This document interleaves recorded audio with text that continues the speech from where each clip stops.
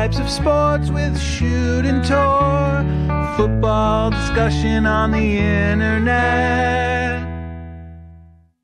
Oh, hello there, friendos. Welcome in. It is Both Types of Sports, Monday, January 27th. I am your host, Chad Dukes.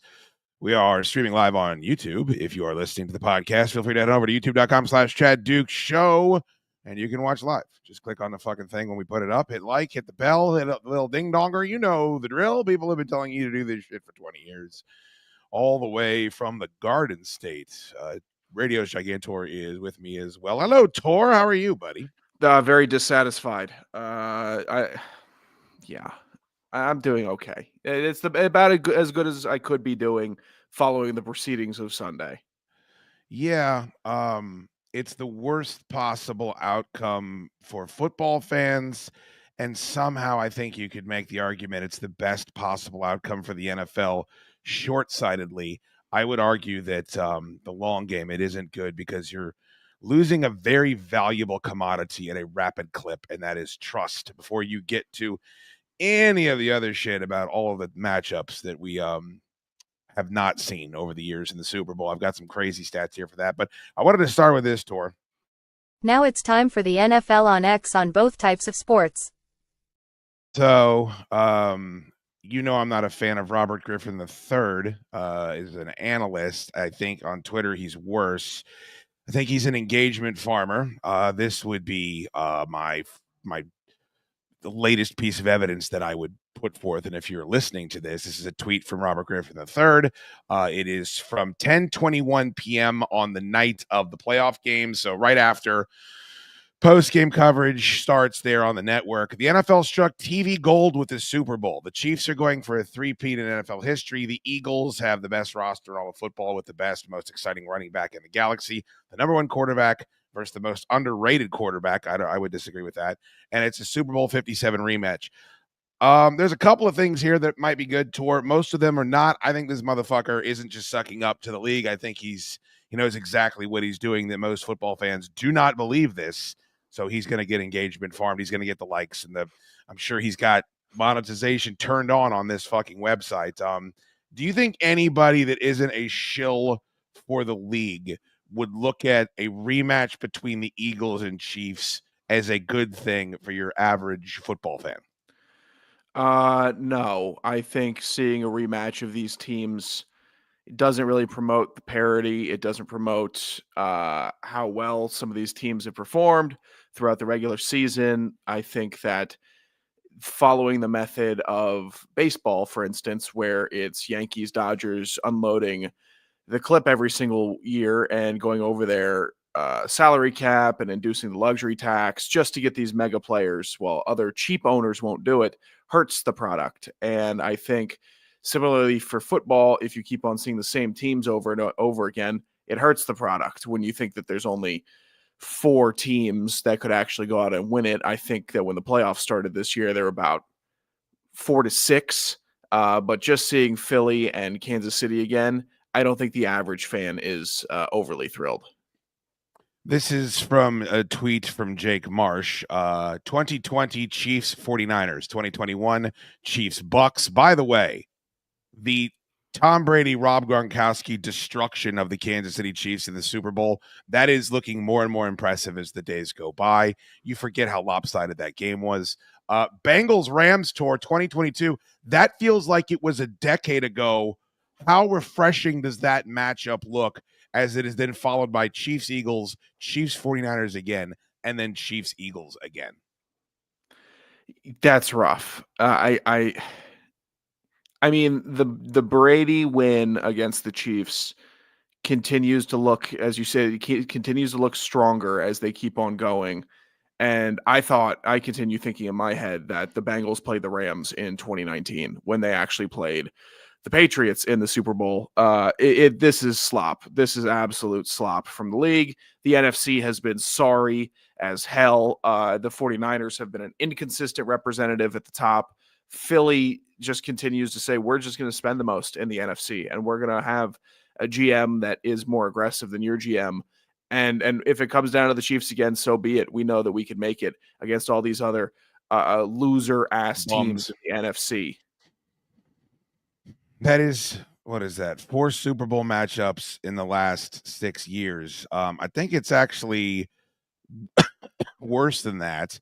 The last 9 Super Bowls have featured a grand total of 8 different teams. That's almost a decade. That should not be possible with parity. It shouldn't be possible with free agency. And look, I think there's Chiefs and Eagles fans that are getting in their feelings about this a little bit. If you think about, before we get to any of the referee shit, Tor, it's actually a compliment to the consistency of franchises like this, more the Chiefs than the Eagles, but they're always in the conversation. The fatigue, of course, is Chiefs fatigue, because the Patriots had a dynasty. The 49ers had a dynasty. I wasn't around for the Steelers doing it, but like, we've been through dynasties before. They haven't chapped everyone's ass the way that this team has. And I don't know if it's personality driven, if it's style of play driven, if it's simply fatigue. I know that this conversation was completely changed when Travis Kelce became a crossover celebrity because of who he's putting his penis in. I pulled a clip here. I just don't know, like, how, if you're a Chiefs fan, again, it's okay for you to be happy that your team is in the Super Bowl again. You should be. Anybody would be. But whatever this is, and this is Travis Kelce's quote unquote fit, put a bullet in my head, as he's walking up to the game. He's dressed like a fucking buffoon. And then on top of that, this was the scene after they won the game. And I'm trying to remember what Kelce's line was. Oh, that's right. He was 4th on the Chiefs in yards, and he had 2 catches. And yet this is what we were treated to after the Chiefs defeated the Buffalo Bills narrowly. Play in front of Arrowhead Stadium like this every single AFC championship. You kidding me? Kansas City. How long did they go before they showed Taylor during this speech? I mean, this is, I'm not saying this is the only reason why we've had it, but it's one of the main reasons why it's been ratcheted up. Hey, before you guys get out of here, just do a little dance, make a little love. Yeah, what? Thank you, Travis Patrick. And Kansas City, congratulations to your Chiefs. The Chiefs' kingdom reigns again in the AFC. James Brown, back to you. Nance is cringe. Kelce's cringe. That whole performance was cringe. I mean, what an embarrassing display to have to pretend like isn't embarrassing if you're a Chiefs fan. It wasn't, but 3 years ago, I recall having conversations with Bro Dogs about Travis Kelce. And when he was really torching it, his cool factor went up. You would say, oh man, he's kind of corny, but he's so good. It almost makes him cool because he's doing it on his own terms and he's scoring 2 touchdowns. He's getting 150 yards. Now, when he's just out there getting cardio in and blocking, it's not cool. It's strictly just cringe attention stuff. He didn't score the game winning touchdown.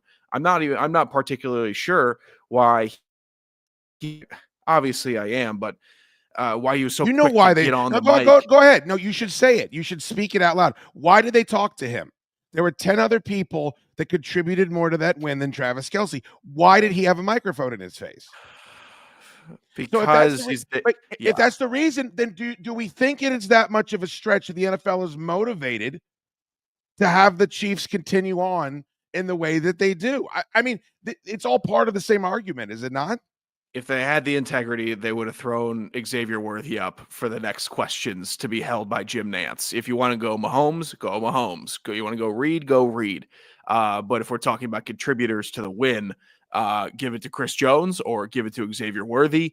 But Travis Kelce, just because he's done that "We Like the Party" speech at the end of AFC playoff games in Arrowhead, they either wanted that again or they wanted to show that lady on the screen again. And it's more likely that it was due to the latter. Ratings have been down this season in the postseason for the NFL, and I defended it because I think you reach a saturation point, Tor, where there's only so many more eyes you can get on the product, and I think that's why they're so desperate to go overseas and to kind of do what the NBA did and make this a global sport as opposed to a uniquely American one. I understand the motivation. I think it's a mistake. I think the sport for the most part is uniquely American, and there is some global intrigue because of that. But I think you're not going to do a lot of better than a 40 share. And if it drops back down to a 37 share, if it drops to a 38 share, Mike Florio is celebrating. But I think most of us kind of realize what it is like you can open a McDonald's across the street from another McDonald's, but you can't put a third one on the corner, right? There's a level at which enough is enough. I'm very interested to see the ratings for this Super Bowl, because just like after the Texans game, when you and I came on here and I said, I've never seen fans, media, players, coaches openly talking about the fix being in the way that they are right now. I've never seen so many people upset with a Super Bowl matchup. And they've been pissed. Like when the Cowboys would go every year, the Broncos, the Bills would go and lose every year. People griped about that. I don't know that I've ever seen, especially in the social media age, this much malcontent amongst quote unquote football fans. I'm sure. I still think it'll do a monster number because of the tertiary side narratives of Travis Kelce and Taylor Swift. It's going to be the majority of people watching this barely know who Saquon Barkley is. And you know what? If the NFL was able to indoctrinate 20 million women into watching their final product with all the commercials, fresh eyes, ready to support the boyfriend of their favorite star, so be it. Then that's a masterclass of finding a way to combat dwindling viewership from the league that is in a weird puberty stage. But for me, who has watched every single game, who has been through this league at their roughest and at their best, I am not thrilled about the matchup. I will be watching lazily with some disinterest as both teams have their own just hideous outcomes if they win. They have hideous outcomes if they lose, but good God, I don't want to see Philly fans happy, and I don't want to see Kansas Don't City. worry, they won't be happy. They're not happy now. They're never happy, so I don't think you have to worry about that. But I don't even know what the answer is. Like, I don't think. I said this earlier today. We were talking about this with Dick Smokehan and Ant-Man of all people, but I don't think the NFL tour is necessarily going out there and saying, hey, if it's close. There's this theory going around now when that play happened at the end of the fourth down play where Josh Allen flushes out. They've called it right. Spagnuolo dials up the blitz, and he just kind of throws up that Hail Mary. And Dalton Kincaid, by the way, had a shot at it. All the bitching we want to do about this game getting hacked, the Bills had a shot right there. I don't think they're saying that because there was they're calling for a flag. They're saying there's a flag on the field. The flag icon is up on the fucking screen. And then did you see this? Like the flag disappeared. It wasn't there. Yeah. And they're saying that flag was thrown in case Dalton Kincaid came down with the ball. Right? Yes. That's tinfoil hatish. I don't believe that. But I do believe that the NFL doesn't do itself any favors when you have a referee in a football game, when there is an unstoppable play that nobody can figure out that I think should be illegal because it's the same as leverage when you're jumping the fucking block kicks, the fucking brotherly shove, whatever you want to call it. But it's legal right now. The Commanders are doing everything they can to solve it. And you have an official stand up confidently with a live mic and say, if you keep doing this shit, we're going to give them a touchdown, which I've never heard in my life. It's like, this is why you're untrusted by your fan base right now. It's because we keep seeing crazy shit like this with our own eyes. Yeah, first time I had seen that call ever. I played football my entire life, watched it my entire life. I'd never heard of the palpable score. Right. That go to? Who does that? Who's awarded that score? Who you're just down 6 because you're trying to be innovative? I know maybe you're cheesing it a bit because you're on the inch line, and that might draw out the game. But Jesus, I'm sick of the play. I used to really enjoy the play because I thought it represented old school football and grind you down, find a way to stop us. We're building the wedge. And now we don't know if we can market a first down. Sometimes the Josh Allen fumble, when he tried to do it, was a mess. And then somehow Kansas City got the ball, even though he retained it till down. It's a total mess of a play. And now I'm starting to lean on the side of, you got to review it. You got to review the hell out of it. I'm surprised that Philly hasn't gone with more variants of it. And they just keep on sticking Jalen Hurts 2 yards up the middle. It's incredibly annoying, and I think that's going to be a very big factor into maybe disgruntlement with the Super Bowl is how many times you have to see that play. Disgruntlement. Well, also the weird thing about it is when the Bills try it, right, who have a bigger and I would argue more athletic quarterback, they can't get it done because, I mean, you got to give the Eagles credit for this. Jalen Hurts disappears in that pile. Like, you don't know where the fuck he is until, okay, it's another touchdown. All right, they picked up another first down. He squirts out. Josh Allen's jumping over the top, waving the ball around, getting hit. It's like, I don't think you understand how this is supposed to work. And that's another part where if someone wants to have, you and I have a logical conversation about the refs, and we actually discuss openly, is the fix in? Well, it's difficult because the Bills spurged out so weird. They wouldn't give the ball to their top 5 running back in the league for the first half. Once they finally do, he's running all over the field. And then also, like, they're using Josh Allen in ways that they would 4 years ago before they realize he can't one-man army this thing when you get to the Chiefs, when you get to the final boss. And it's hard to, like, tell somebody both things can be true, right? Like, we can question the refs and the Bills can piss down their football pants every time they get to this fucking moment. It's so frustrating because if you wanted to complain about the fix for 56 minutes of that football game, you could. And then at the end of the game, look who's got the ball with 4 minutes left. So, under 4 minutes, Buffalo, it's your moment, your time to go get it. And you're scrolling Twitter. This is the Josh Allen legacy drive. This is the drive. Everyone's so excited for it. And they were right. They pissed down their legs. And so as angry as I wanted to be at Kansas City and as just angry as I wanted to be at the referees, how the flow of the game was and the entire season, how they got to the 1 seed, all of it. I couldn't be because Buffalo had their destiny in their hands and did dick with it. It was all there. They could have marched right down. They had the weapons. They were scoring all game. It wasn't a 10-10 slugfest and they just needed to go down and kick one through the uprights for their third score of the game. No. They had been putting up points. Find something that you did that game well and try to replicate it on the final drive because you didn't really do that at all. It was some people could call their play calling hyper conservative. I would almost agree at times in this game where they just thought that they could pull a page out of the Eagles playbook and just go 4 plays first down, 4 plays first down. Well, the Chiefs have a great defense and they, I think, have the best defensive coordinator in the league, and he's not going to let that happen. Right. I mean, if you want to go down the list, it's, I guess, the Xavier Worthy catch is the one people are mad about. The Josh Allen, the one that sticks out to me more than the mystery flag being picked up Tor is, and I think Clay Travis had a tweet where he said this is going to be the number 1 story, and it shouldn't be. Like, this is what, if the NFL thinks this is healthy because we're all discussing it and it's part of the zeitgeist, they're wrong. You have 2 officials coming off the sidelines at 2 different areas, right? 2 different places where the ball is supposed to be. You go with the one that benefits the Chiefs. It could be a mistake. It could be a problem. They could have gotten together and said, oh, you're right, I'm wrong. Like, but it doesn't matter. It's the look and it's what came before that. And this isn't, the NFL is the most successful sports organization we will ever see in our lifetimes for decades now. And this is not what we should be talking about. Is the fact that there's so much inconsistency when it comes. Everybody getting a bite at the apple was the reason. Like you're talking about, Yankees are going to load up every year. The Dodgers are going to load up. But in football, that doesn't matter because you still have a chance to go out there, find your general manager, find your head coach, find your quarterback, and compete. And that's slowly that is being eroded by the success of the Kansas City Chiefs, whether or not it is enhanced or not. Yeah, every year you can win the lottery in the NFL.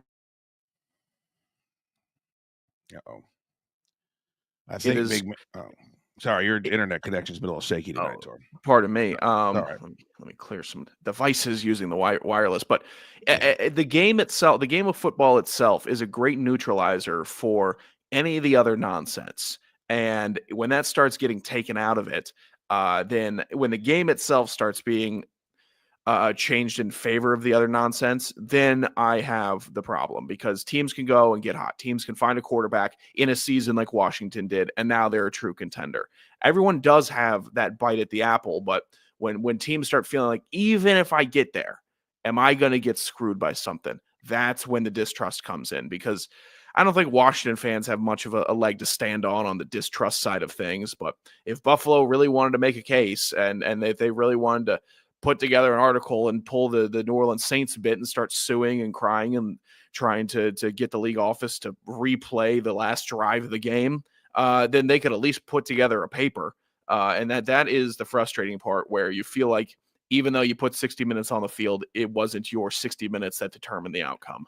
Thomas is saying this in the chat, but it's what I said all day yesterday too, is I think this is not, these things can happen parallel. Like there could be an issue with the refs and we have a right to question that. And the Bills can also fold in these situations. Now, is it Josh Allen's fault they lost the game? No, he wasn't calling those plays. I don't know why this whole season tour was built up about they're running the football. They got a back that's on the come up, that, all these touchdowns. Look at all the success. And I know while this is happening, Josh Allen's having a miraculous year, but they changed the identity of the team starting last season towards the back half. And it's like, you go away from that. And it's like, all right, we're going to play hero ball with our fucking action hero quarterback. And it's like, that's not going to work. That isn't going to work against Steve Spagnuolo. It's not going to work against Patrick Mahomes. There's just, you have to realize that, that what got you to the dance previously is going to continue to get escorted out at the point that you have traditionally. And that's the part that's a bummer, because I think Allen had his best season. I think he was my MVP, but this is, if we're going to have the conversation about what happened head-to-head matchup, even statistically, if it was a dud from both of them and Lamar Jackson versus Josh Allen, then you have to bring this part of it into equation. Grimy wants to bitch. We are very happy. I assume, but by we, you mean Eagles fans. It's laughable that no one will throw their hands up and give her credit where is due. All good, go Birds. I don't know what I don't, Grimy, look, man, I love you, and I appreciate that you listen to the show so long. I don't know if you're stupid or not. I don't know if you're just ignorant. Nobody is not giving the Eagles credit for making the Super Bowl. The Eagles are the best team in the NFC. If the Lions didn't lose 16 starters, would they be? I don't know. We don't have that problem right now. The Eagles were durable. There was questions about them in the middle of the season. There's questions about their coach. That Browns game was even though they won that game, to me, sure, that was their rock bottom.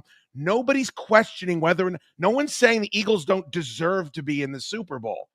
You've got this inferiority complex that I'm guessing spawns from something else in your life that you're now pushing onto your football team. No one has said that. The Eagles are a great team. Do I think the coach is a goofball? Yes, and I will continue to express that opinion. I think he's goofy, and I think there's probably 20 other coaches in this league that could take a team as talented as the Eagles to the postseason and win some games. That is my statement. Nobody is saying they don't belong in the Super Bowl. They're one of the best teams in the league, and if anything, it's a fucking compliment that we're sick of seeing their asses in the Super Bowl. If anything, it's a compliment to how successful over a sustained period of time that organization has been. I'm disappointed in DJ Grimy personally. He's been up his ass for 2 fucking days. I don't know if he's drunk or whatever. He won't leave me alone about it. It's like, Grimy, I don't like the Eagles. I've never liked the Eagles. It has never stopped me from complimenting him. Saquon Barkley is a top 3 free agency acquisition all time. Get a hold of yourself. I'm not taking this bait, Grimy. You're trying to make your own bulletin board material. The Eagles have been trying to do it all year. Why are you Eagles fans are so sensitive about being disliked? How about you treat people better and stop being so goddamn annoying? And then maybe you won't have this scarlet letter about your entire fan base. No one this year, I haven't seen one person this year that said, oh man, Saquon Barkley should have gone to another team. This is underwhelming. He MVP consideration, Grimy, one of the best players in the NFL this year, and could have possibly changed the output, the direction of the sport for the next decade with how good he's been as a running back. Running back priority is shooting up in NFL war rooms, strictly because, hey, maybe if we can get a guy like Barkley and do things that he's doing, our team can start winning. They're going to be a bit of the blueprint with all this. But you do it to yourself. Eagles fans do it to themselves. Take some accountability and responsibility. You want to be the villain or you don't. And if you don't, then fix your act. If you want to be the villain, then you can't care about people thinking that you're the villain. And you are. Philly fans are the worst. If my team was in the Super Bowl, I could give 2 shits. Like, because what's on your mind is they're hating. Oh, no one gives us respect. No, what more respect do you need? Is that you're standing across from the champs? You're standing across from the team that's been to the AFC Championship game, 7 years in a row, 6 years in a row? There is no other validation that you need. And the Giants it's not just that the Eagles are getting praised. The Giants have been buried for 20 weeks because they let Saquon Barkley go. which, by the way, toward the time, I agreed with. They were going nowhere, and you can't pay a running back a bunch of money if you're just going to sit with there and win 5 wins with him instead of 3 or 4. Yeah, it was the right move. You just, It was the right move. Let him move on. That sense, the Eagles fans' sensitivity about you want the respect from a bunch of loser ass Falcons fans, the poverty fans. You want us to start respect. We're looking up to. You're in the Super Bowl. If you want some respect from Lions fans or fans that you competed against in the playoffs, maybe so. But the whole us versus the world gimmick, go screw entirely. Sick of it, over it. People were impressed with the win. This is the reputation, and it is confirmed time and time again about this fan base. This is from a guy that went to the game. He's big on Skins fan Twitter, whatever. What is it called? Commanders Twitter. I don't even know what it's called now. Lincoln Financial Field lives up to its fan experience for opposing teams' fans. I was verbally and physically harassed, taunted, and threatened. I had stuff thrown at me all in the name of football. I truly wish the NFL would address the code of conduct there. There's videos, constant videos of it. We all know what happens there. And I don't even really give a shit because honestly, if you're dumb enough to go to that place knowing what it is, wearing the opposing team's colors, I'm not saying you get what you deserve because you deserve to be safe. You don't deserve to be harassed.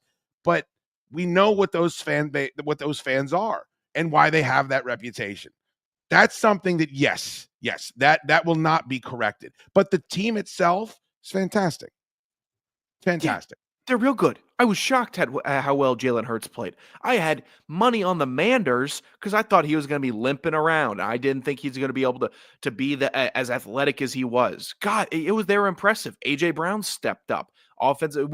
Why wouldn't I like the Eagles as a team? They have an insanely good offensive line, the most exciting player in football, and they had it's almost hack to bring it up at this point. Again, one of the most unbelievable off seasons in history. They drafted 2 defensive rookie of the year candidates. They traded for and acquired probably the offensive player in the year in Saquon Barkley. They brought in Vic Fangio, who's a defensive coach of the year award nominee. They just did the right things, and they're aggressive in the offseason, which I love. I love when the Rams were aggressive in the offseason, said F them picks. I like what Philly does, and they say, if you're out there and you can help our team, you're getting a call from us. I think that's what responsible franchises do. I think that's what win now franchises do, and I would hope some other teams start taking pages out of their books. But you're also a bunch of assholes. You're also a bunch of people that are intolerable, and you can smell them out in a friend group because they got that stink on them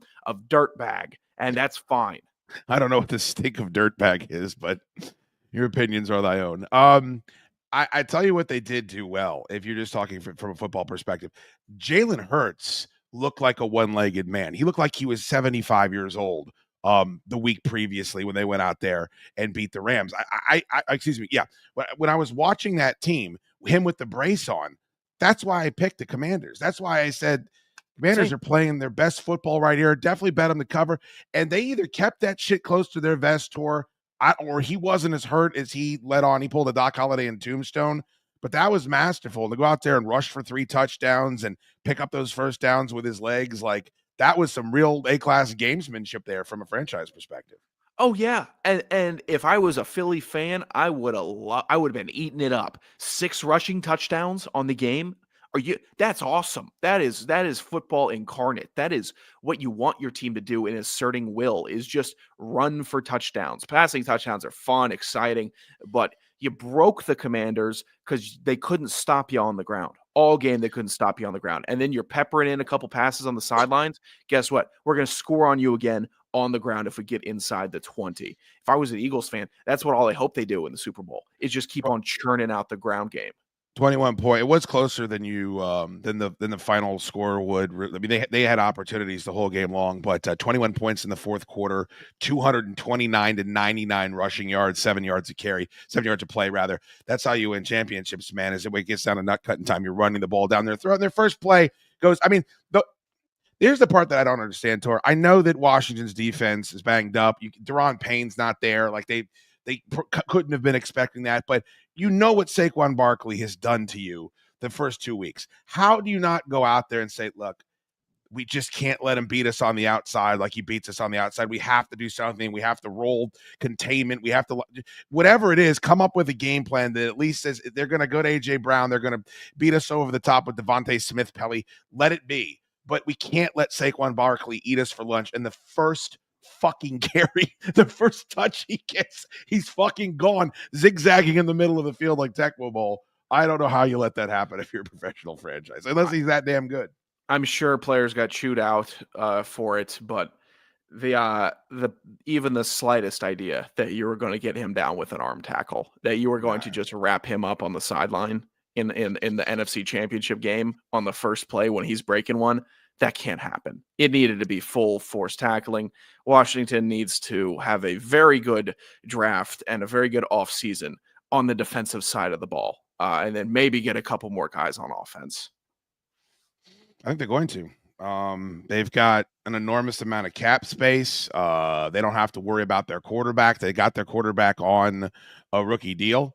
Now you got Bobby Wagner's going to be a free agent. Zach Ertz is going to be a free agent. I mean, you had some guys that contributed in a meaningful way to your team this year that you're going to have to make some hard decisions about because a lot of them are in the twilight of their career. But you're coming off a 12-5 season over a 4-13 season, and the reason why you have it is still going to be there, and it's Terry and it's Jaden and it's that young core. I like their chances, Tor. I think they're going to be competitive. I think it's going to be very difficult to leapfrog Philadelphia. I still think they're going to be the gatekeepers in that division, even with an entire offseason to reinforce. But that's a great season for them. That's an unbelievable season, and that moment in Detroit is bigger than anything that franchise has been a part of. No disrespect, Joe Gibbs coming back or Robert Griffin III's first year. I mean, the Lions were the bully all season long until they weren't, and they absolutely got run off the field, and nothing has been erased because of that. I know it stings because it's the Eagles, and I know it stings because it's inside of the division. You're so goddamn close. But look, man, you're going to look back and have a lot of fun memories of that road trip, at least I think in a couple of days. I'm sure they're still stinging right now. Yeah, the Detroit win was a monster win. This game, there's going to be some kicking yourselves, because how do you put the ball on the turf that many times? And how do you leave the best player on your team on the bench for so long and just have the score get run up on him and put him in a hole like that? That's so impossible to overcome. I mean, I'm sure Skins fans are going to be watching over those fumbles in their basement all off season. You'll get over it eventually. I'm still getting over 28-3, but you'll survive. People will be able to get by. But I'm surprised at the actual tangibility of change that I felt with this team and the organization. And winning does cure all, but it was also the message that was being put out. There wasn't a bunch of front office drama that we were being subjected to throughout the season. It felt like the happy-go-lucky team, and now you're a team with expectations, and the expectations are to do at least as good as you did this year. That's the bar. Do you have to go to the playoffs? You have to get over 10 wins. Well, I agree. But Tori, it's wacky that the 6th seed in the NFC needed 12 wins, right? Like, that's not going to be the case every year. The fucking goddamn Vikings and the Lions both with 14 wins at the end of the season. Like, it's just, I don't think it's going to take all that. But unfortunately, I think the best team in the NFC, unless we see a leap forward from the Rams, because the Rams were not supposed to be there either, right? And they have a bunch of young players on that defense, and I think they're going to go forward with Matt Stafford, so they're going to get another bite at that apple, and maybe Cooper Kupp isn't a part of that, but they're going to be there. I would expect Tampa Bay to be better next year and to be a problem. So it's going to be tough. I think the NFC is on the come up, just not yet from a championship capacity. I wanted to go and play this and give us a chance to react to it because it's getting a lot of buzz and a lot of discussion today. I think we both like Nate Burleson as a football analyst. Is that fair to say? I do, yeah. Don't like him as the host of the Match Game, but that's not his fault, except that he accepted the gig. There's nothing good about the Match Game. But he was on right after. And I don't know if he's just looking at his phone and seeing the reaction to her because it was instantly negative with the Super Bowl matchup that we got, or if they had a plan ready to go, if this was the narrative after the weekend of football was done. But, of course, I'm sure most of you saw this. This is Nate Burleson cautioning us not to take for granted Kansas City's greatness. Not a Chiefs fan. That's okay.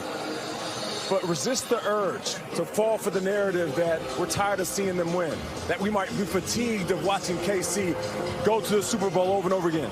You are witnessing greatness, and just be happy that you are alive to be there to see it. First of all, I don't have to be happy, so piss up a rope. Secondly, you don't really know how to appreciate greatness, Tor, while greatness is happening. Like, that's a conversation you kind of have with retrospect from the backseat, at least in my opinion, years after it's gone.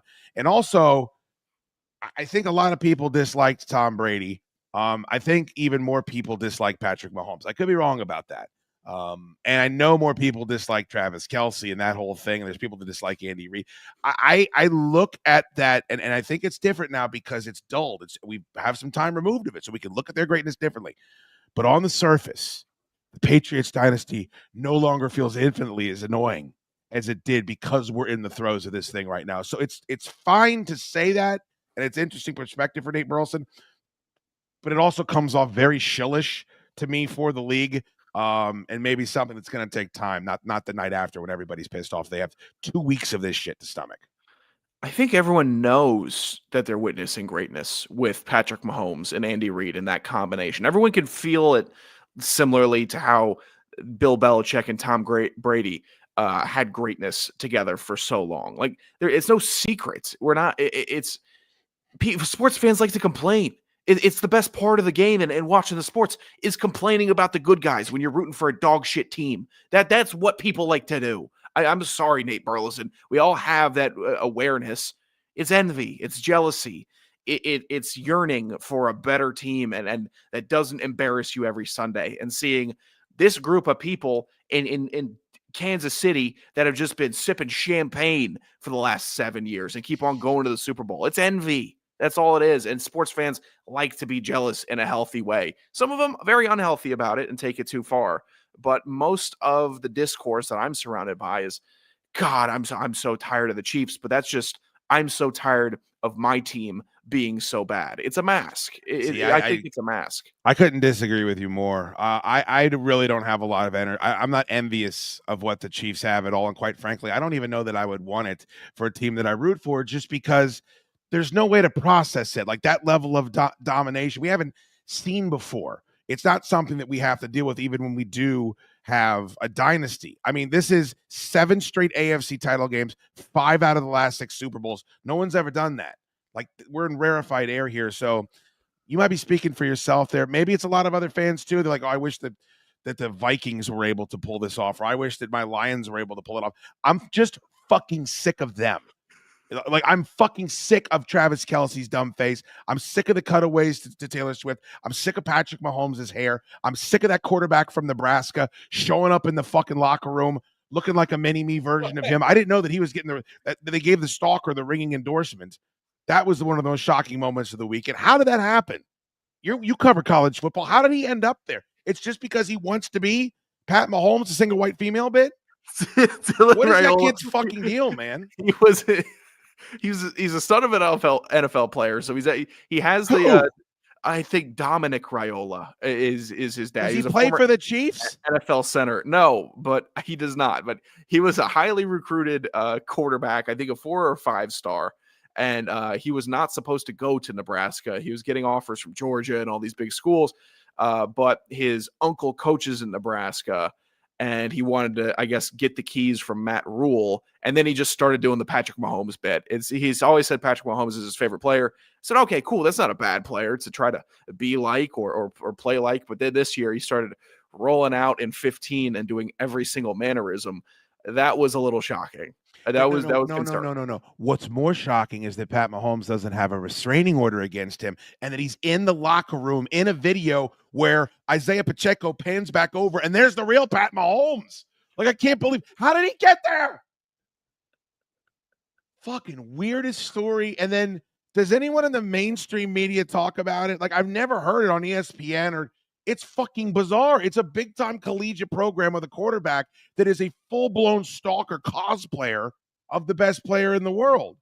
it is covered. It is minimally covered. No one talks about it in the College circle. football Twitter fucking talks about it. He gets called a lot of things over there. I was tipping my toe into some of that coverage actually earlier this week and enjoying myself. Oh man, I should have brought that video up there. I thought I had it up. It is beyond bizarre if you haven't seen it.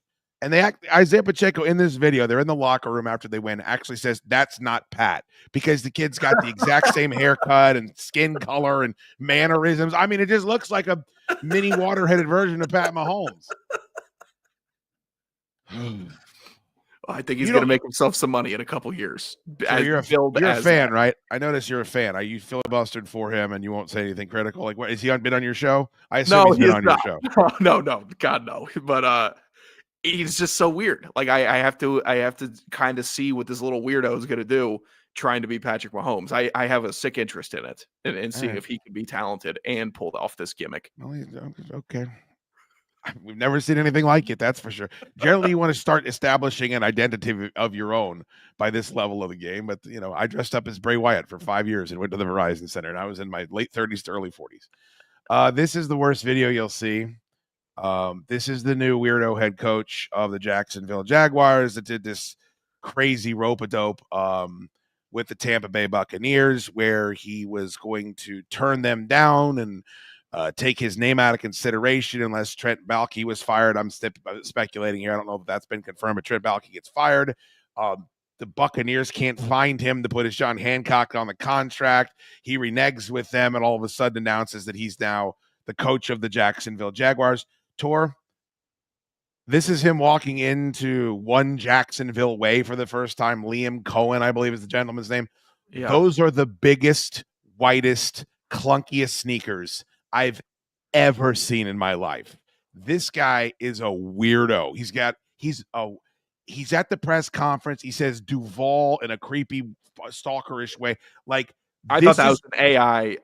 You did? The first time I saw it, I actually thought he was AI because there's no way a human would say that like that. These are the biggest shoes. The situation is so bizarre. And look, man, I'm sure he's good at what he does, but they lost Canales the year before. They lose this guy this year. I'm sure they have somebody in the pipeline ready to replace him.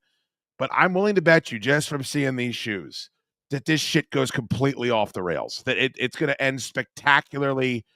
Who is the fuck? I always forget his name. Who's the quarterback for the head coach for the Atlanta Falcons? It was the Razorback. Was it Bobby Petrino? Yes. And he left a note and stapled it to the wall and quit in the middle of the season. And they found him on a motorcycle years later. Some woman that wasn't his wife. Bobby's had an interesting football life. Yeah. I just get the vibe from that. Just watching everything about how this guy got this gig in Jacksonville. Well, it was messy. That Jaguars office looks awful, by the way. That is a loser basement franchise. Just video boards of the players. There's stark white lobby. There's no legends on the wall. It's just awful. That is exactly what I expected the Jaguars office to look like. It was a total mess, this guy getting hired, because at one point he's like, yeah, my kid's in the hospital, leave me alone. And then his wife has to defend him on Twitter. No, our kid really was in the hospital. Leave us the hell alone. And then he still goes and signs with Jacksonville. He's in some big rush. It's either your kid's in the hospital, dude, and you're focusing on that, or you were just trying to get a little time to get to Jacksonville to sign the papers. It's one or the other. I thought that he had a good year with Tampa this year, and they maxed out their offensive capabilities. And I thought that he ran a pretty good offense, but his track record, it's not all, sunshines and roses. He was coaching on a really bad Rams team when they were bad and they were all hurt. He gets picked up by the Bucs. And now I don't know if he fixes Trevor Lawrence. I wish he was a little more normal looking. I'd have a little more faith, but the shoes were awful. The introductory press conference, just a real weirdo. And the fact that you're coming in, anytime a coach is coming in with some type of drama, and this wasn't like there was no drama outside of if there are any Rooney Rule debates about Vrabel getting signed with New England. It was, I'm coming through the door, I'm signing the papers, and I'm the head coach. Everyone else can have some debate. And then Liam Cohen is rolling in after a movie saga of drama and backstabbings. and pulling a Josh McDaniels, that guy's always so well loved and respected by the league. I'm sure that it's all going to be great for him. It's just too much here. Too much going on. I also like the Ben Johnson thing, like pissing yourself to try to hire Ben Johnson makes sense because it's an offense like we've never seen before. And Tampa Bay's offense was good, but he's done it for 1 year. The other thing, go back to Ben Johnson real quick. I know this is old news now, but of course, him and Glenn getting hired in the same cycle, you knew that was coming. It's actually probably a year after some people thought that it would take place. I am surprised, Tor, how many normies are like, I don't understand the Aaron Glenn thing. Like, their defense was terrible. That's why they lost. Well, yeah, he kept that defense together when they had lost their best player on the team and like 7 other starters at the time. I mean, it was a masterful coaching job, and I don't blame him for getting steamrolled by Jaden, but just not being able to keep it in your pants for this dude is a very odd choice by Jacksonville, coming off the heels of their owner doing an interview with their general manager sitting next to him saying, yeah, if the new coach wants this guy fired, he's fucking gone. And not that far removed from Urban Meyer with the not taking the plane back and being in the club. Like they just can't get right. And this feels just like an extension of can't get right. I wanted Rex back in the league this offseason. I wanted him to take the Jets job. I don't know why. I've had enough time to dissolve my feelings about Rex Ryan. And I realized I came to the conclusion Rex Ryan is fun for the NFL. And at this point, that's what I want. I wanted Rex Ryan at the Jets. I wanted Glenn at the Jaguars, turn them into a serious franchise. And if Ben Johnson wants to go tarnish his legacy with Chicago, he can go do that. But I'm disappointed that the Jaguar, like on paper, this is a fine move. He knows how offenses work. Maybe he's going to have some new wrinkles to add in with Trevor Lawrence. But from the bigger picture for me, this is a dud move. It moves the needle 0 for me. I don't know who this guy is. I don't think he's a great motivator. And also, I think Rex Ryan would have at least got some people excited in Jacksonville. Some type of, if we're going to go down the path of either young, dumb offensive coordinator, head coach, old, angry defensive coordinators, head coach, or master motivator, in today's NFL, I want master motivator because there's not any Andy Reid sitting around on the Andy Reid tree that I could just pick off and make my new head coach. So I'm looking for the next Dan Campbell prototype, the next Dan Quinn type of guy that could come in and just lead the troops. The era of Mike McDaniels, it doesn't work for me. Everything you said can be true. And they are still at worst the second most embarrassing offseason coaching search that we saw because the Dallas Cowboys shitting in their hand and throwing it into a big ass fan that's hanging off the ceiling, announcing Brian Schottenheimer like some fucking cowards in the middle of the night when all of the hype. I don't know if Deion Sanders was ever going to consider it, Tor. I don't know if they made him an offer. Jerry likes to be at the top of the crawl no matter what. That got them some good run, but the Jacksonville Jaguars are not expected to ever do anything. The Dallas Cowboys are at least expected to snag headlines, right? I don't expect them to win Super Bowls or even get to conference championships, but they do win a lot of regular season games usually, and they stay at the top of the crawl. What a way to limp. Like, fucking, why don't you swing for the fences? Like, hire a college coach that's 26 years old. Brian Schottenheimer, that was on the staff, that's never gotten a head coaching job, and he's been around for my God, is that rough? Is that a tough sell to your fan base? They let the absolute bottom dwelling, lost all their fans, constantly getting invaded, no direction having Las Vegas Raiders outdo them with the head coaching search. Crush them. 73-year-old Pete Carroll looks like 50-year-old Belichick compared to Schottenheimer as a hire right now.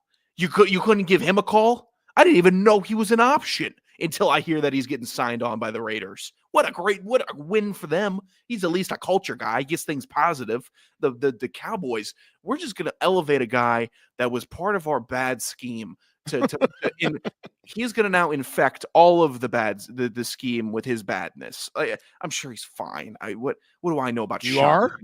But no, I'm not. They're going to be awful. They're going to be a disaster. This does not change the culture. It doesn't improve the culture. It doesn't change the scheme. It doesn't instill confidence. 3 things that I would appreciate that my new head coach would provide me at day of signing.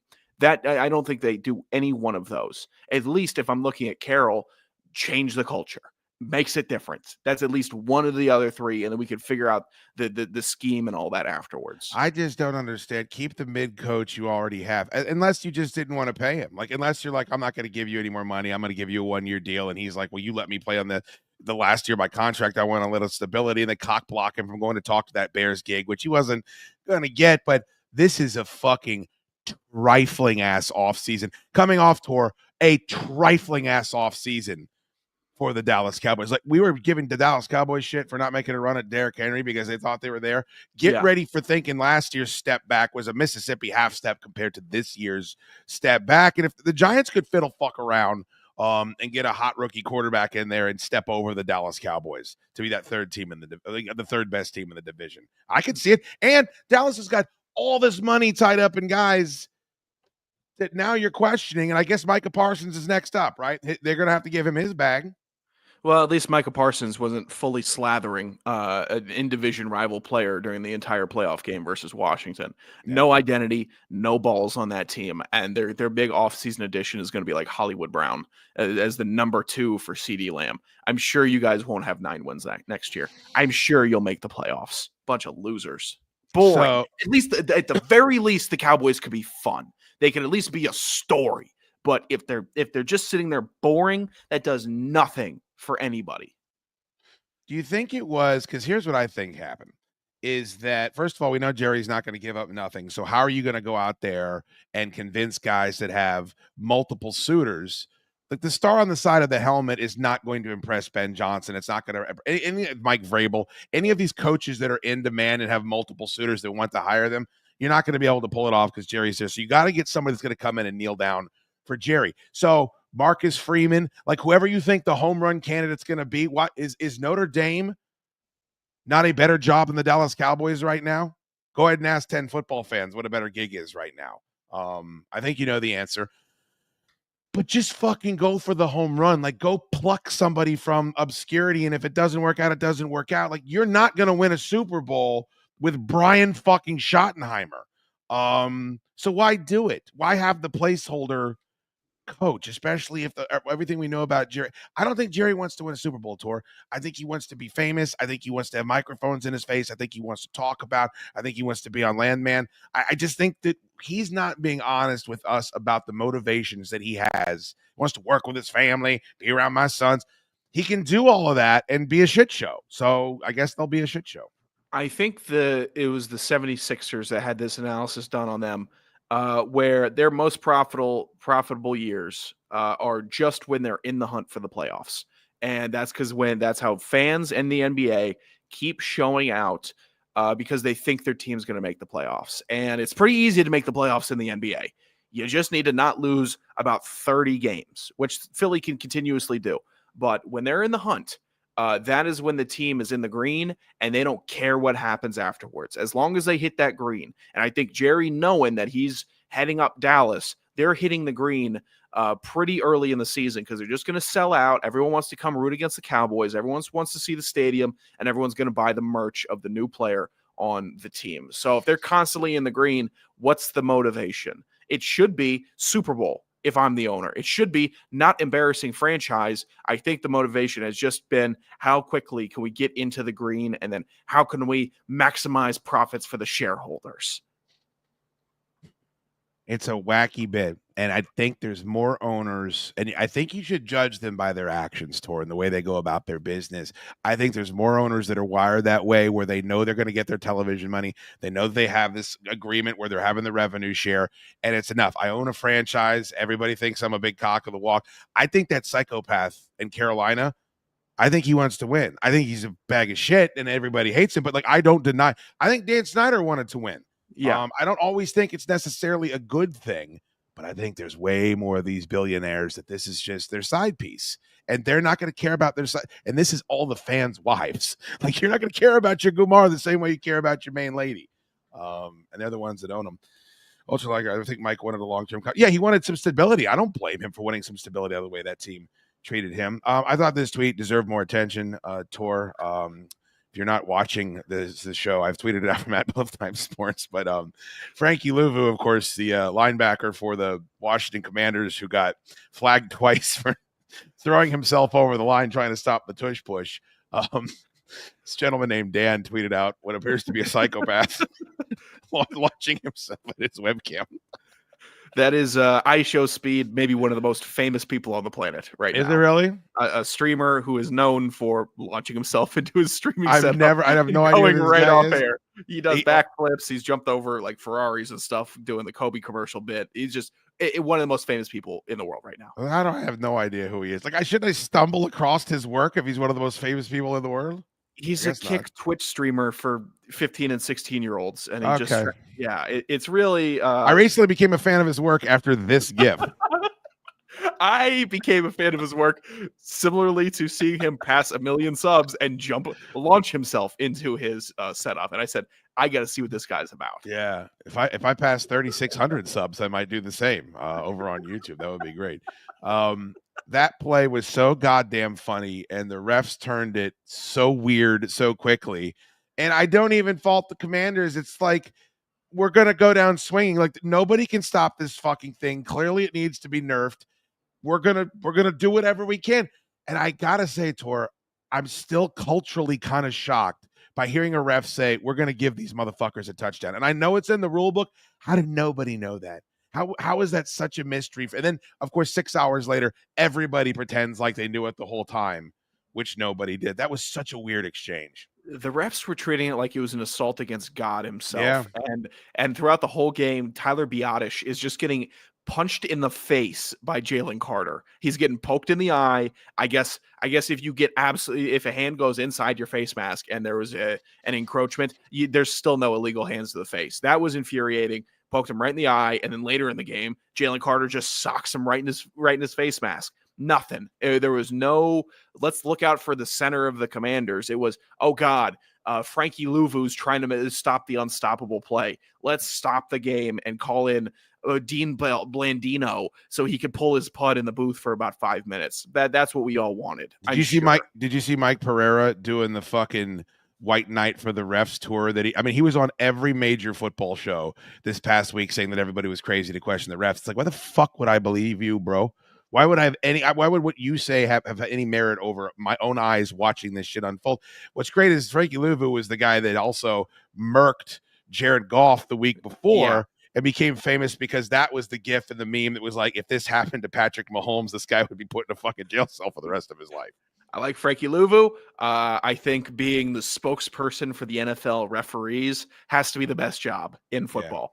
Yeah. We always make the joke, oh, it's the best to be the backup quarterback. No, it's the best to be completely protected by the NFL, get a whole bunch of camera time just talking about the refs because they're just paying you to talk about oh, my God, could you imagine going home after that day of work? Just get blasted. Well, you got no responsibility. All I got to do is defend the guys in white and black. That's great. The NBA does a lot of shit that I don't like. Baseball, hockey, all of them, they mean nothing to me. But they don't have this weird bukkake obsession with the referees where the refs are constantly, their Twitter account is constantly active and they have trading cards and they're constantly being discussed, and every crew has got an official to discuss the officials. It's a former official. They just so happen to defend every call that's fucking made on the field. The NFL misses me with all of that shit.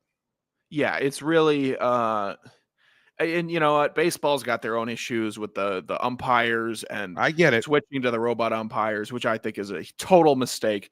But that's just complaining about balls and strikes. That's not every single play wondering if the ref is going to take the ball out of your hand or if they're just going to extend a drive for no reason.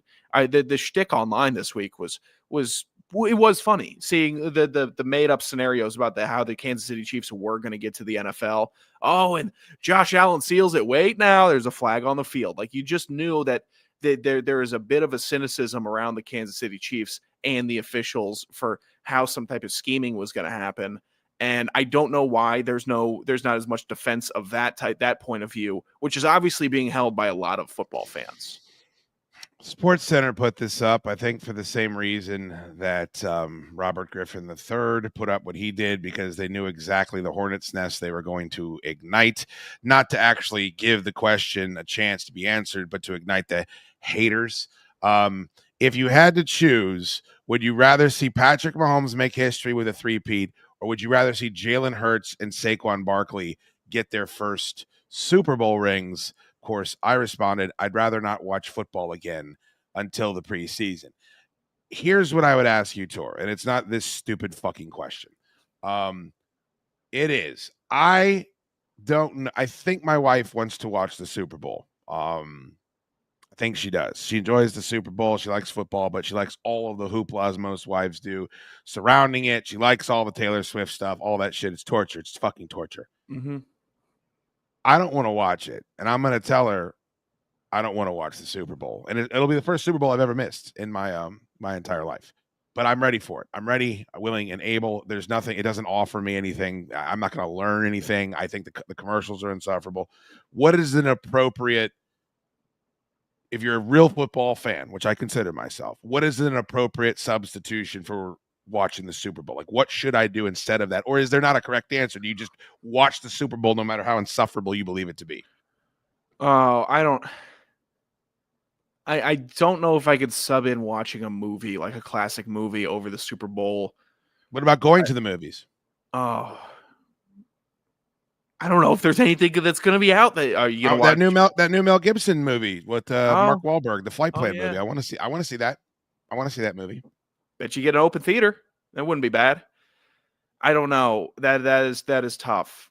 I'm going to be very disinterested. I'll probably just be gambling the entire game and not really pay attention as much to the outcome. It's going to be such a toxic night because you have the two toxic teams that everyone hates, and then it's going to be a bunch of annoying ass commercials.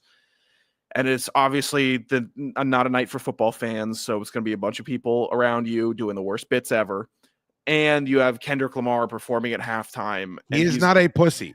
That's a good thing. Usually they got a giant pussy performing at halftime, and he is not that. And he might call Drake a pedophile in front of the nation. I don't need that. And that's gonna set the nation off all over again. Which it was a great summertime discourse, but we are I'll take your word for it. Months removed from it, and it's just gonna start it all up again, which is great. That'll take away from the game. Why not? It's gonna suck. Who's in the booth? I don't. If it's on Fox, it's Brady. Oh yeah, God. Yeah, it's Brady. They're giving him a Super Bowl first. I knew that. I knew they were giving him a Super Bowl his first year. That's crazy, bro. They paid him fucking $50 million. What do you? Of course, they gave him the Super Bowl. You can't give that guy a 10-year contract and not give him the A-list seat, not have him call the Super Bowl. That stinks. I'm muting the TV. I'll listen to old Ron and Fez during the Super Bowl. That is my outlet.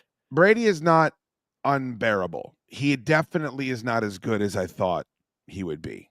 I think that's the way that I think he likes it when the TV goes to specific player, or the camera shot goes to specific players in the sidelines, and then he can call them studs or not. That is what his pocket and his bread and butter is. That's disappointing. What are you gonna do? Burkhart's good. I should ease up.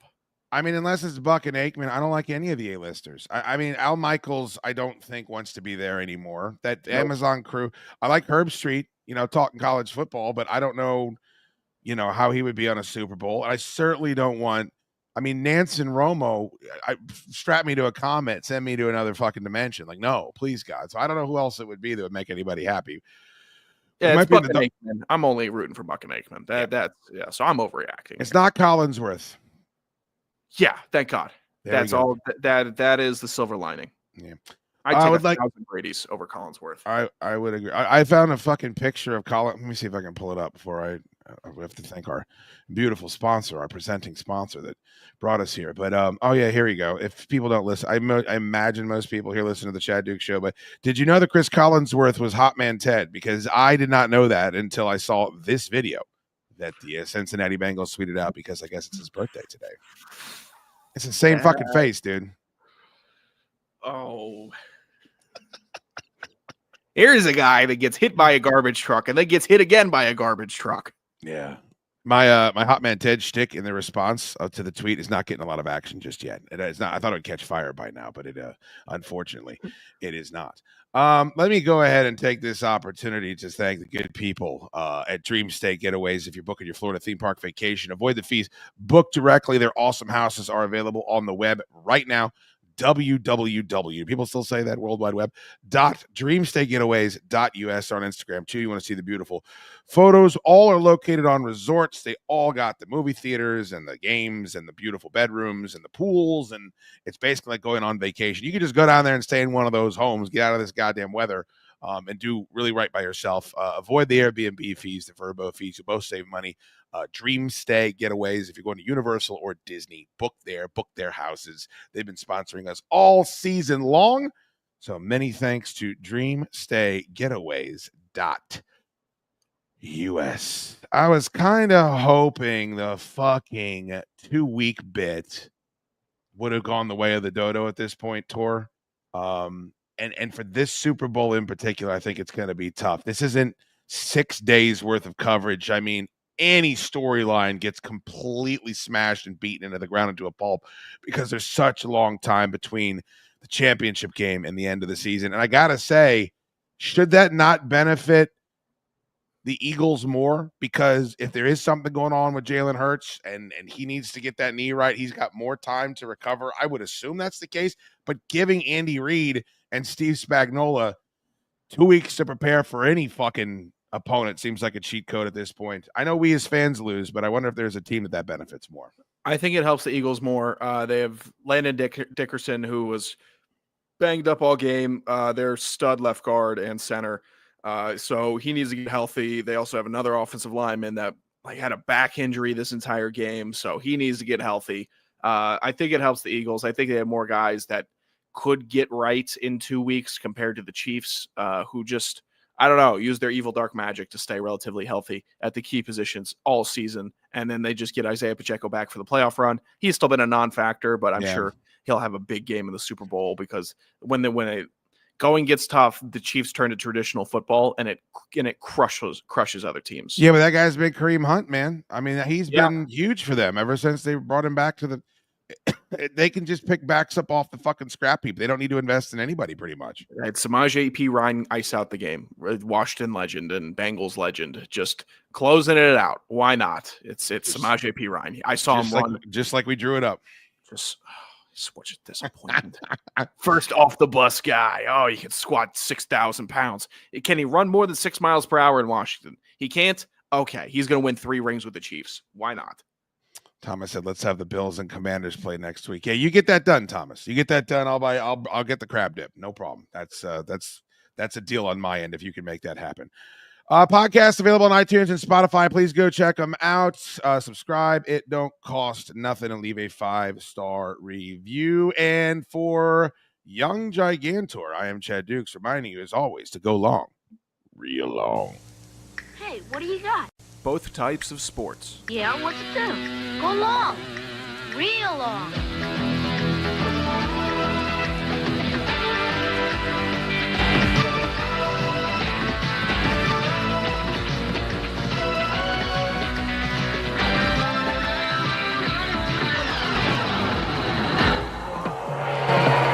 Nice toss. Both types of sports.